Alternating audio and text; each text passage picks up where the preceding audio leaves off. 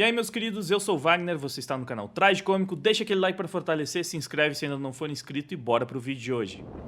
Já tem um tempo que eu queria falar sobre essas matérias, então eu acabei compilando algumas delas pra gente poder debater, já que os assuntos estão interligados, né? Começando com essa sobre live action de como treinar o seu dragão em escala Soluço e Astrid. E mais uma vez, né, decidiram mudar a etnia de personagens que são vikings. Porque tá proibido contar, né, em 2023, mano, você não pode contar uma história sobre a mitologia nórdica, uma história de vikings, uma história europeia que seja, com um elenco compatível com as características daquela região. Com atores que de fato pareçam vikings, nórdicos.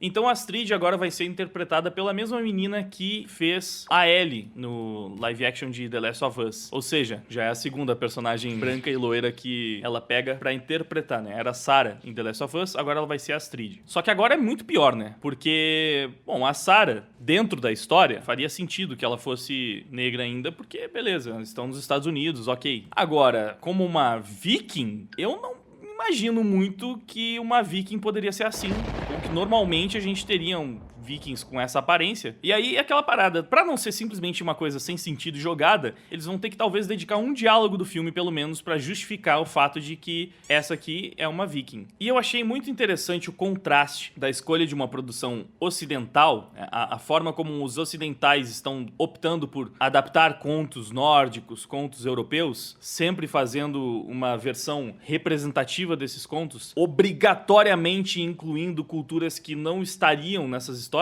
com a forma que os orientais optam por contar essas histórias europeias. Olha só. Final Fantasy XVI entra em polêmica devido à falta de diversidade racial. E a resposta do produtor Naoki Yoshida sobre falta de diversidade étnico-racial no jogo não agradou parte do público. Não agradou lacradores, tá? Manchete poderia ser basicamente essa. Não agradou esses idiotas que não aceitam que histórias e lendas e contos que se passam em determinadas regiões onde a população é branca tenham um elenco branco.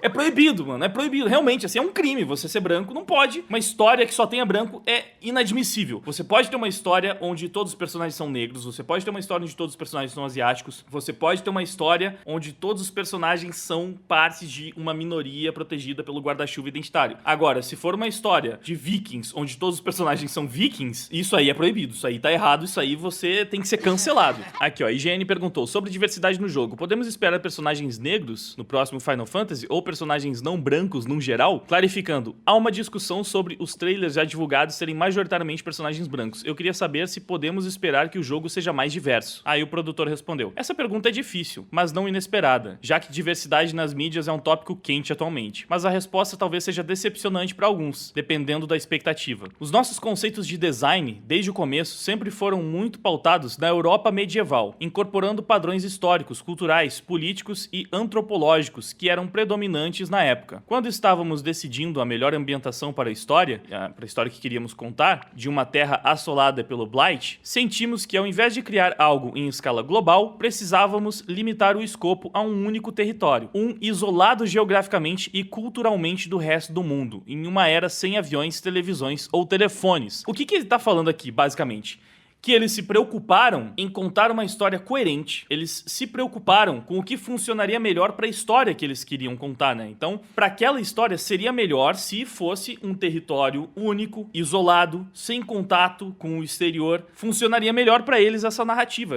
Então eles decidiram, optaram artisticamente por essa forma de contar a sua história. Eles colocaram as decisões artísticas acima de uma agenda ideológica. Devido às restrições geográficas, tecnológicas e geopolíticas inerentes a essa ambientação, Valisthea, eu não sei como é que pronuncia, mas enfim, ela não poderia ser realisticamente tão diversa quanto a Terra atual. Ou mesmo quanto Final Fantasy XIV, que tem todo um planeta e lua de nações, raças e culturas. A natureza isolada do reino, contudo, acaba contribuindo bastante para a história e é um dos motivos que o destino de Valisthea se amarra ao do resto do mundo. É muito louco que isso aqui seja a exceção hoje em dia, né? Um produtor que tá pensando na contribuição que a ambientação traz para a história e não na contribuição política dessa ambientação. Então, ele ele tá explicando que não tem diversidade no Final Fantasy porque eles preferiram contar a história numa versão da Europa medieval que era isolada do resto do mundo. E por isso, naquele contexto, não fazia sentido que tivesse uma diversidade tão abundante quanto a gente tem no nosso planeta hoje. Por fim, sentimos que, embora a diversidade étnica fosse importante em Valistheia, uma super incorporação dela nesse pedacinho de um mundo tão mais vasto poderia violar os limites narrativos que nós nos impusemos originalmente. A história é fantasia, mas também é pautada na realidade. Que esse é um argumento que o pessoal também usa bastante, né? Ah, mas é fantasia, é ficção, não precisa ser tão real. É, mas a realidade, se pautar na realidade também é importante pra imersão. Então, às vezes, a verdade é que os produtores do Ocidente, eles preferem quebrar completamente a imersão pra passar adiante valores estabelecidos por um grupo político, por uma agenda política, enquanto esses produtores do Final Fantasy simplesmente preferiram fazer o caminho contrário. Eles preferem focar na imersão, num universo mais coeso, mais realista, do que numa pauta política que, pra eles, talvez não seja tão importante. Ou, pelo menos, não mais importante do que os elementos que eles querem adicionar na sua história. E eu acho que,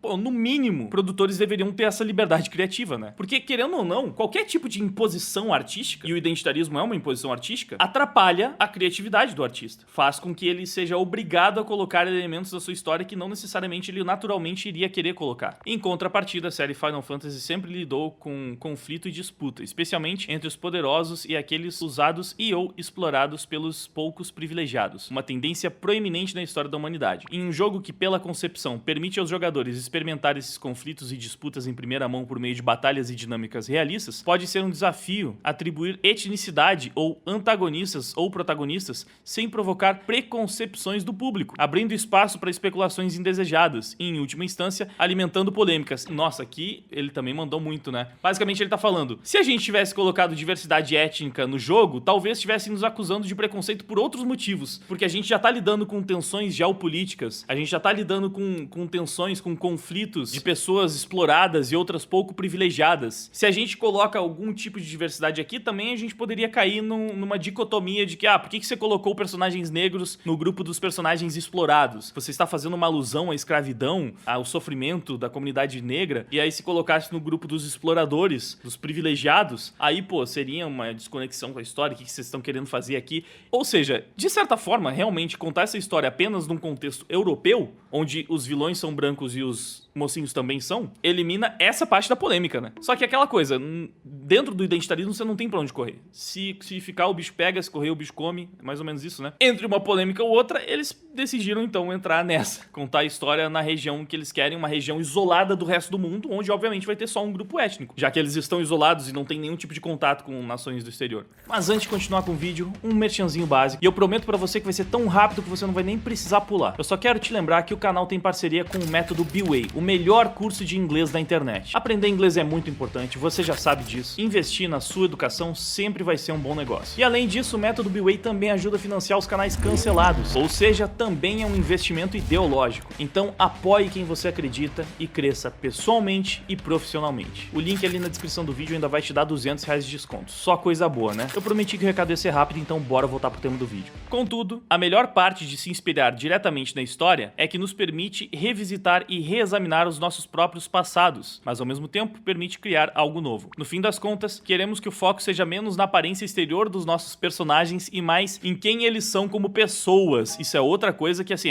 é um pecado você falar isso para um identitário, né? Não é a aparência estética, não é o visual que importa mais. É o interior, são as motivações, os valores, a personalidade, né? Isso é que deveria fazer as pessoas gostar ou não dos personagens, se identificar ou não com eles, e não simplesmente a parte estética, né? Então, pessoas de naturezas, origens, crenças e personalidades, motivações complexas e diversas, né? Esses são os personagens que compõem o jogo. Pessoas cujas histórias podem ressoar conosco. Há diversidade em Valistheia. Uma diversidade que, apesar de não totalmente abrangente, é sinérgica com a ambientação que criamos e verdadeira às nossas fontes de inspiração. Então, existe diversidade. Só não é exatamente a diversidade que o pessoal da Lacrolândia impõe, que eles exigem que seja presente em todo tipo de obra. Mas os personagens são diversos. Eles não são todos iguais. E essa explicação não satisfez a parte lacradora do público. Mas, cara, ele só mandou a real aqui, né? Mandou a true. E ainda conectado com esses temas, nós temos essa declaração recente do Idris Elba. Nem tão recente mais, mas ainda assim uma declaração que vale destacar, ó. O Idris Elba diz que não se descreve mais como um ator negro, pois isso colocou em uma caixa. Olha só que interessante. Então a gente tá vendo cada vez mais os atores tentando se desconectar dessa caixinha identitária. Na verdade, assim, ainda são poucos, né, dentro de Hollywood, mas pelo menos eles existem, estão aí, estão falando. E o Idris Elba, ele já tinha evitado, se eu não me engano, ele já tinha evitado o papel de 007, uma possível continuação aí, depois que o Daniel Craig saísse do papel, porque ele justamente não queria essa polêmica pra cima dele. Ele não queria a polêmica de ser o 007 negro. Ele não quer ser um ator negro. Ele não quer ser sempre o cara negro que está ali pra cumprir uma função negra na trama. Ele quer ser ele mesmo. Inclusive, ele falou isso, né? Ele disse que não se refere mais a si mesmo como um ator negro porque o rótulo colocou numa caixa e uma obsessão com raça pode atrapalhar as aspirações de seu crescimento. Que, embora seja um membro proeminente da comunidade negra, esse separatismo em Hollywood pode atrasar os artistas. Se passássemos metade do tempo não falando sobre as diferenças, mas sobre as semelhanças entre nós, todo o planeta teria uma mudança na forma como lidamos uns com os outros.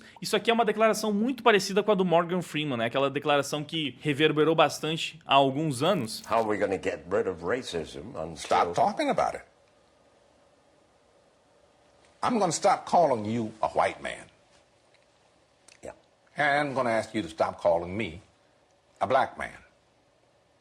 I know you as Mike Wallace. You know me as Morgan Freeman. You understand what I know this white guy named Mike Wallace. You know what I'm saying? Uh-huh.